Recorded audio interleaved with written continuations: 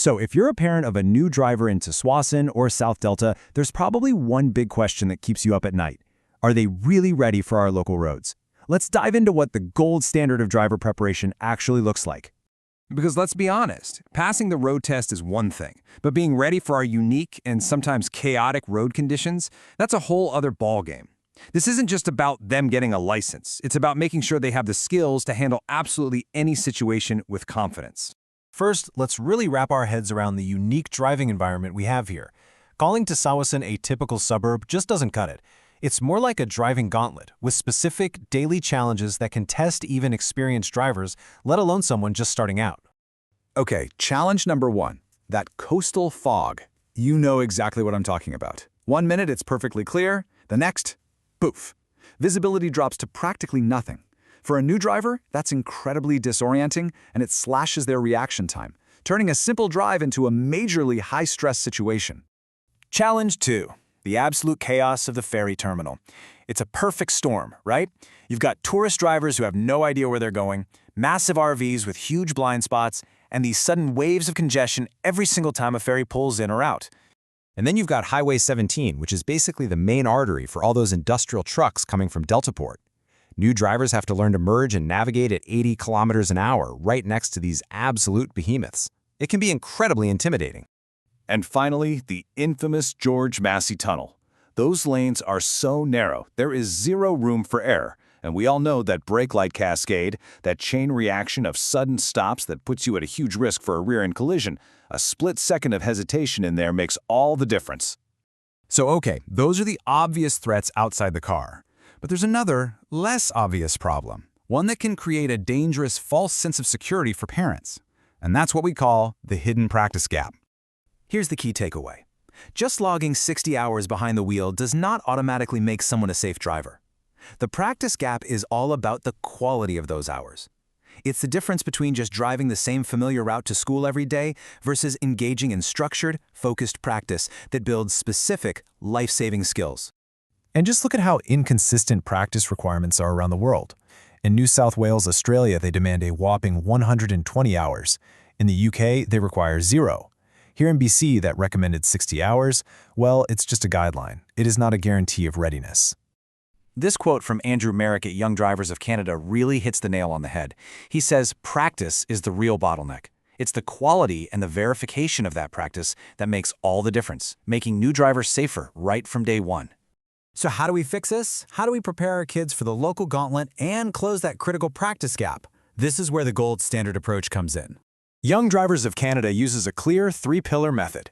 It's a combination of a proactive curriculum that teaches life-saving maneuvers, structured guidance so every practice hour counts, and really innovative technology that verifies the skills are actually being learned. Pillar 1 is all about teaching proactive skills that go way, way beyond what's on the road test. We're talking about crucial evasive maneuvers like gravel shoulder recovery for Highway 17 or rear crash avoidance for that tunnel traffic. These are the specific skills that truly make a difference in a real emergency. Pillar 2 directly tackles that practice gap. Instead of just aimlessly driving around, parents get a clear, competency-based lesson plan. So after a professional lesson, you have a roadmap. Okay, this week we're focusing on smooth lane changes and parking in a busy lot. It makes every single practice hour count towards a specific goal. And Pillar 3 is the technology.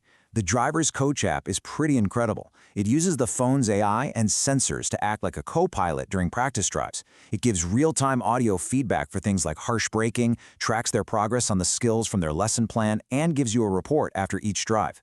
It makes practice measurable and ensures that gap is genuinely being closed. Now, claiming to be the gold standard is a pretty big deal, so let's not just take their word for it. Let's look at what the data says. Let's start with the number that matters most to every single parent. Data from Aviva Canada shows that professionally trained drivers are involved in 26% fewer collisions. That is a massive, tangible reduction in risk. It's a direct result of learning proactive skills before they're needed in the real world. And it's not just YDC saying they're the gold standard.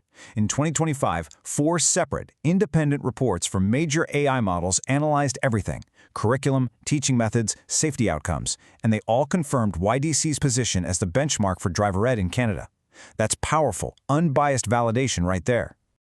On top of that, YDC is the only driving school in all of Canada with ISO 9001 certification. This is a huge international standard for quality management. It means they have a rock-solid, audited process for ensuring consistency and high quality in everything they do, from training their instructors to the in-car experience. So what's the big takeaway from all this? It's that this isn't about just getting a license. It's about giving your team the genuine, lifelong confidence to handle anything and everything the road throws at them. And when you really weigh the investment, the choice becomes pretty clear. On one hand, you have the program cost, which is a one-time investment in collision prevention skills. On the other hand, you have the alternative cost. The average first collision can easily top $15,000, plus deductibles and soaring insurance premiums for years. And that doesn't even begin to touch the priceless cost of their safety. This table just brings it all home. Look at these real-world local scenarios. A sudden stop in the Massey Tunnel? Standard training teaches reactive braking. YDC training prepares them for proactive rear crash avoidance. It's the fundamental difference between just reacting to a crisis versus having a pre-planned strategy to avoid one in the first place. Because at the end of the day, this training is about so much more than passing a test. It's about preparing your team for their first solo drive in a winter downpour, their first time navigating the ferry rush hour alone, and their first real emergency, and handling it with skill, not panic. Ultimately, getting the license is the easy part. Every team gets there. That's a given. The real question, the one you need to ask yourself is this: when they drive out of that driveway alone for the very first time, will they be truly ready?